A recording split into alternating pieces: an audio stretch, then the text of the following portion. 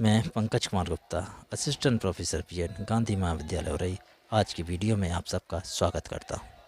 आज हम Uttar Pradesh higher education service commission द्वारा निकली एडवर्टाइजमेंट 51 की असिस्टेंट प्रोफेसर बीएड और education, UGC NTA net education और यूपीपीजीटी एजुकेशन की लिखित परीक्षा से संबंधित महत्वपूर्ण प्रश्नों का अध्ययन करेंगे।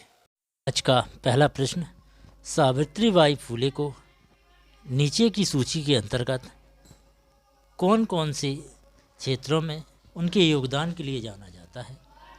कैपिटल ही शांति शिक्षा, कैपिटल बी कला शिक्षा, कैपिटल सी अनुसूचित जातियों की शिक्षा, कैपिटल डी महिलाओं की शिक्षा, कैपिटल ई बाल देखभाल शिक्षा। निम्नलिखित विकल्पों में से आपको सही उत्तर चुनना है।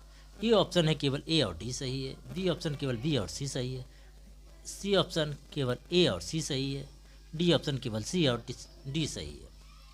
तो इसका सही उत्तर है डी, सी और डी सही है, अर्थात अनुसूचित जातियों की शिक्षा और महिलाओं की शिक्षा। सावित्रीबाई ज्योतिराव फूले भारत की प्रथम महिला शिक्षिका, समाज सुधारक एवं मराठी कवयित्री थी। उन्होंने अपने पति ज्योतिराव गोविंदराव फूले के साथ मिलकर स्त्री अधिकारों एवं स्त्री शिक्षा के क्षेत्र में उल्लेखनीय कार्य किए। उन्होंने महिलाओं बालिकाओं के लिए एक विद्यालय की स्थापना की। उन्होंने उस दौर में अशिक्षा, छुआछूत, सती प्रथा, बाल या विधवा विवाह जैसी कुरीतियों पर आवाज़ उठाई। आज का दूसरा प्रश्न, उपबोधन अर्थात परामर्श के किस प्रकार में सेवार्थी की समस्या के तदनुभूतिक अवबोध पर बल दिया जाता है?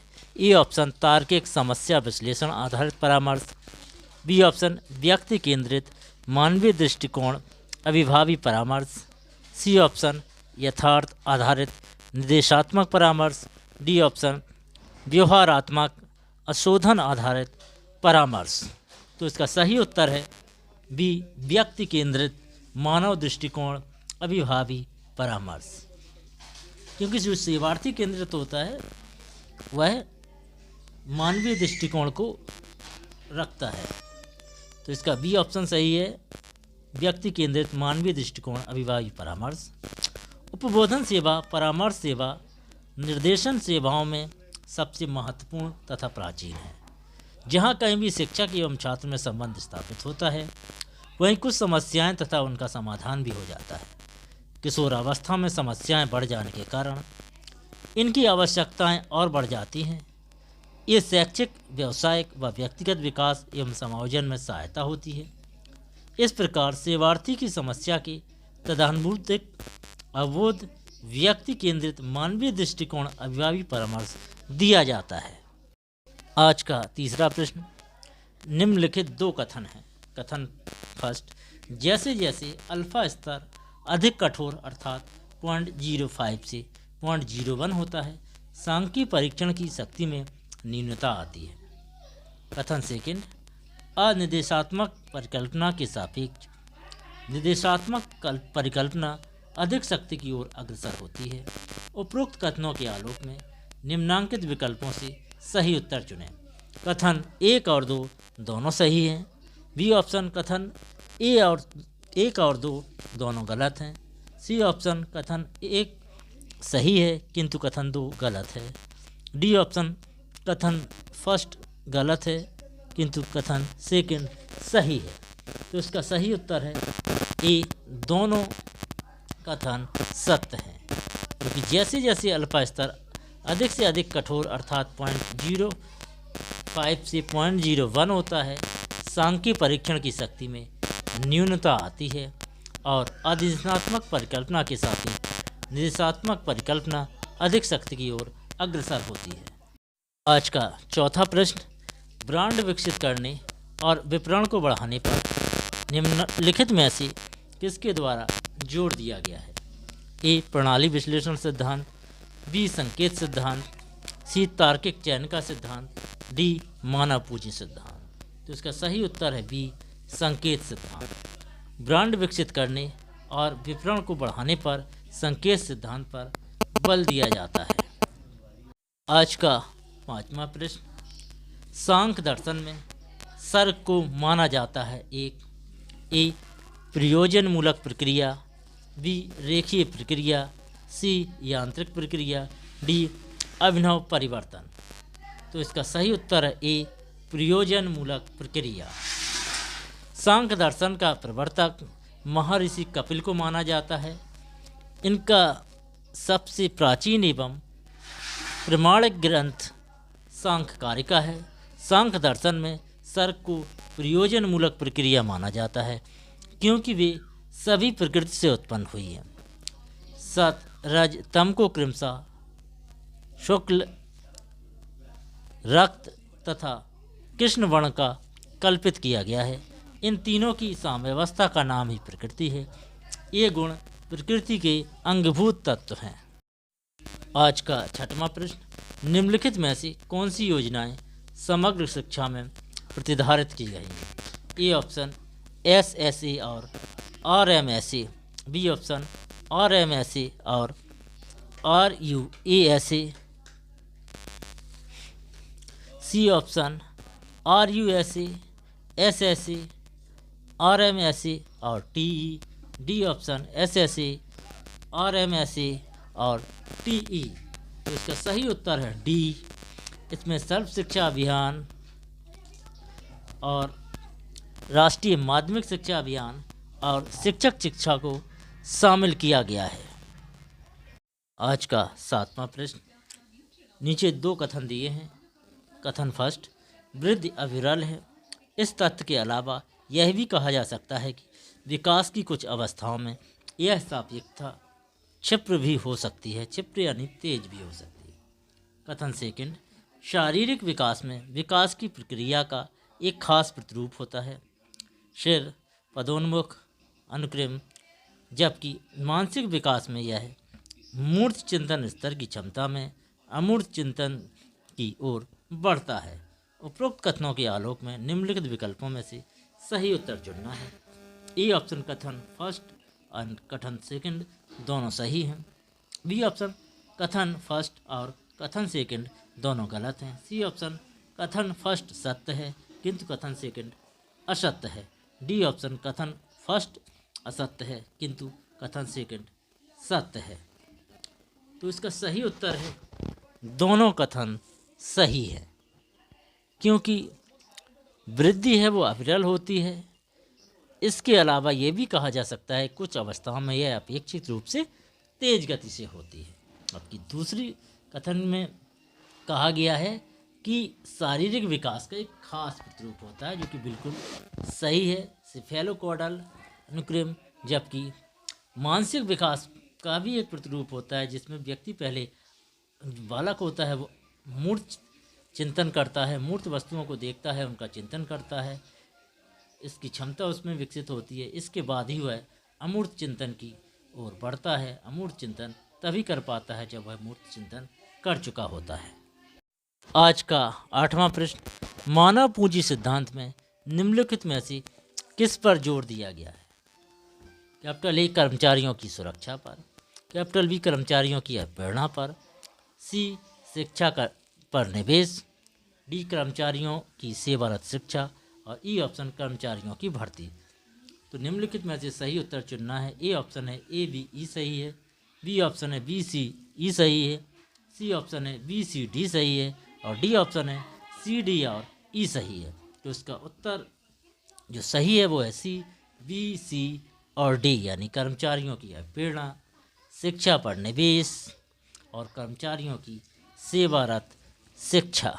आज के वीडियो का 9वां प्रश्न, निम्नलिखित में से कौन सा कथन नियंत्रण कालावधि के अंतर्निहित तर्क को दर्शाता है? ए ऑप्शन कोई व्यक्ति कथित कालावधि हेतु प्रभावी ढंग से कार्य कर सकता है, बी ऑप्शन कोई व्यक्ति कम संख्या में लोगों के साथ कार्य कर सकता है, सी ऑप्शन कोई व्यक्ति प्रभावी रूप से कार्य करने हेतु लोगों का लघु समूह बना सकता है, डी ऑप्शन कोई व्यक्ति लोगों के बड़े समूह को नियंत्रित कर सकता है। तो इसका सही उत्तर है सी, कोई व्यक्ति प्रभावी रूप से कार्य करने हेतु लोगों का लघु समूह बना सकता है। इस प्रकार का तर्क नियंत्रण कालावधि की प्रक्रिया को दर्शाता है।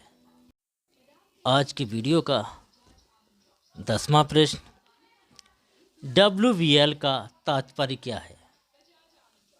A option word based learning, B option web based learning, C option web voiced learning, D option web based listening. तो इसका सही उत्तर है web based learning.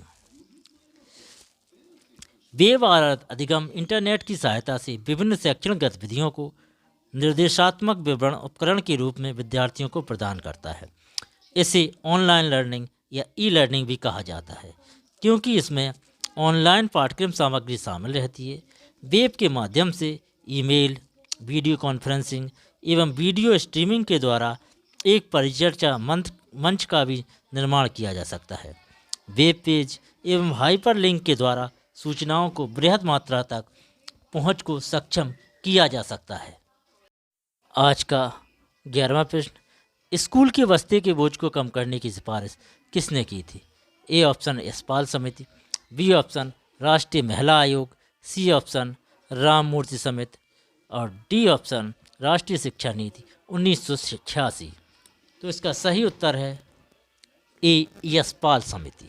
Professor Yashpal committee का गठन सन 1992 में हुआ था। इस कमेटी के अध्यक्ष प्रोफेसर यशपाल जी थे। इस समिति में देश के 8 शिक्षाविदों को शामिल किया गया। इस कमेटी का उद्देश्य था, पहला, शिक्षा के सभी स्तरों पर विद्यार्थियों, विशेषकर छोटी कक्षा के विद्यार्थियों पर शिक्षा के दौरान पढ़ने वाले बोझ को कम किया जाए एवं शिक्षा की गुणवत्ता में सुधार किया जाए। दूसरा, समिति ने 15 जुलाई 1993 में सरकार को अपनी रिपोर्ट सौंपी, जिसमें लिखा कि बच्चों के लिए स्कूली बच्चे के बोझ से ज़्यादा बुरा है ना समझ पाने का बोझ। यानी यदि बच्चा कुछ नहीं समझ पा रहा है तो ज़्यादा बोझ है सिवाय बस्ते की। इसके अलावा तीसरी बात इन्होंने की, प्राथमिक कक्षाओं में बच्चों की स्कूली बच्चे का बोझ औसतन भार 4 kg के लगभग हो। आज का 12वां प्रश्न, निम्नांकित सूची में से उन कारकों की पहचान करें जो सामाजिक गतिशीलता में सहायता करते हैं। कैपिटल ए शिक्षा, कैपिटल बी जाति, कैपिटल सी आय, कैपिटल डी व्यवसाय, कैपिटल ई पंथ। निम्नलिखित में से सही उत्तर चुनिए। ए ऑप्शन है केवल ए बी ई सही है, बी ऑप्शन केवल सी डी ई सही है, सी ऑप्शन केवल ए सी और ई सही है, डी ऑप्शन केवल ए सी और डी सही है। तो यदि हम इस विकल्पों में देखें तो इसमें जाति और पंथ ये तो किसी भी तरीके से सामाजिक गतिशीलता को नहीं बढ़ा सकते, बल्कि ये रुकावट ही पैदा करेंगे। तो ये ऑप्शन तो हो ही नहीं सकते बी और ई। जिसमें बी और ई ऑप्शन ना हो वही सही हो जाएगा। तो हमारा ऑप्शन डी केवल ए, सी और डी सही है, क्योंकि व्यक्तियों, परिवारों या अन्य श्रेणी के लोगों का समाज के एक वर्ग से दूसरे वर्ग में गति सामाजिक गतिशीलता कहलाती है। इस गति के परिणाम स्वरूप उस समाज में उस व्यक्ति या परिवार की दूसरों के सापेक्ष सामाजिक स्थिति परिवर्तित हो जाती है, जिन्हें परिवर्तित करने वाले प्रमुख कारक आय, शिक्षा और व्यवसाय हैं। 13वां प्रश्न, पाठ्यक्रम अभिकल्प के निम्नलिखित आयामों में से कौन सा आयाम पाठ्यक्रम के विभिन्न पहलुओं की परस्पर संबद्धता पर ध्यान केंद्रित करता है? ए ऑप्शन क्षेत्र, बी ऑप्शन अनुक्रम, सी ऑप्शन स्पष्टता, डी ऑप्शन निरंतरता। तो इसका सही उत्तर है स्पष्टता। पाठ्यक्रम अभिकल्प का तात्पर्य पाठ्यक्रम के विभिन्न घटकों अथवा तथ्यों से होता है। सामान्यतः पाठ्यक्रम में पाठ्यक्रम के लक्ष्य, उद्देश्य, विषय सामग्री, विषय वस्तु, अधिगम गतिविधियाँ एवं मूल्यांकन आदि आते हैं, जो पाठ्यक्रम अभिकल्प के निर्माण करने के लिए होते हैं। पाठ्यक्रम अभिकल्प को लचीला, संरचनात्मक, संगठनात्मक बनाने के उद्देश्यों में की स्पष्टता की परम आवश्यकता होती है। यानी कोई भी उद्देश्य हम निर्धारित करेंगे उसमें स्पष्टता की आवश्यकता होती है, इसलिए पाठ्यक्रम विकल्प निर्माण में स्पष्टता एक प्रमुख आयाम है। आज के वीडियो का 14वां प्रश्न, सूची फर्स्ट में CIPP मूल्यांकन के प्रकारों पर बनी है, जबकि सूची सेकंड इन मूल्यांकन के माध्यम से प्राप्त किए जाने वाले उद्देश्यों से बनी है। सूची फर्स्ट में है कैपिटल A संदर्भ मूल्यांकन, कैपिटल बी आगत मूल्यांकन, कैपिटल सी प्रक्रिया मूल्यांकन, कैपिटल डी उत्पाद मूल्यांकन। जबकि सूची सेकंड में है, फर्स्ट प्रक्रियात्मक अविकल्प या उसके क्रियान्वयन में त्रुटि को पहचानना। सेकंड है प्राप्त किए गए उद्देश्यों व समावेशित अंतर्वस्तु से संबंधित सूचना को संप्रेषित करना। थर्ड है विद्यमान अवसरों व आवश्यकताओं का निर्धारण व समस्याओं का निदान। चौथा है स्कूल प्रणाली क्षमताओं की पहचान करना व आकलन करना। निम्नलिखित विकल्पों से आपको फिर सही उत्तर चुनना है। ए ऑप्शन में है ए का second, B third, C fourth, D first. B option है A third, B fourth, C first, D second. C option है A fourth, B first, C second, D third. और डी ऑप्शन है A first, B second, C third, D fourth. तो इसका सही उत्तर है B, क्योंकि संदर्भ मूल्यांकन का तात्पर्य है तीसरा वाला विद्यमान अवसरों व आवश्यकताओं का निर्धारण व समस्याओं का निदान। आगत मूल्यांकन का अर्थ है, इसका उद्देश्य है स्कूल प्रणाली क्षमताओं की पहचान करना व आकलन करना। जबकि प्रक्रिया मूल्यांकन प्रक्रियात्मक अविकल्प में या उसके क्रियान्वयन में त्रुटि को पहचानना। जबकि उत्पाद मूल्यांकन का उद्देश्य है प्राप्त किए गए उद्देश्यों व समावेशित अंतर्वस्तु से संबंधित सूचना को संप्रेरित करना। अतः हमारा ऑप्शन बी सही है। आज की वीडियो का 15वां और अंतिम प्रश्न, निम्नलिखित में से किन कथनों में मानसिक स्वास्थ्य विज्ञान का वर्णन किया गया है? कैपिटल ए मानसिक विकारों की रोकथाम, कैपिटल बी व्यक्ति और समूह के मानसिक स्वास्थ्य का संरक्षण, कैपिटल सी व्यक्ति की सुरक्षा और स्वाभिमान संबंधी क्षमताओं की आवश्यकताओं की त्रुटि, कैपिटल डी है मानसिक अस्वस्थता के उपचार के लिए चिकित्सीय उपायों का अन्वेषण और उपयोग, कैपिटल ई है समूह में अंतर व्यक्तिक संबंधों को प्रोत्साहन देना। निम्नलिखित विकल्पों में सही उत्तर चुनना है।